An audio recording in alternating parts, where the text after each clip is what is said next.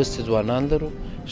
ښه انګلیسي، کمپیوټر، هر څه یې زده دي، نو موږ به اوس یوازینی فوکس پر دې دی چې خپله ظرفیت سازي وکړو او خپل افغانان خپل اپریشن مخته یوسي.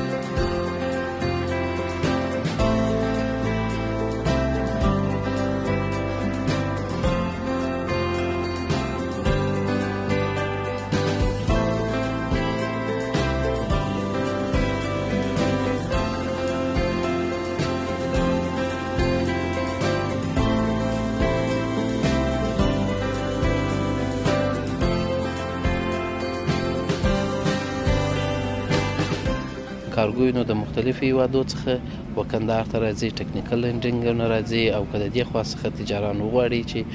هندوستان، دوبۍ یا نورو ممالکو ته اموال انتقال کړي، موږ هېڅ ستونزه نه لرو.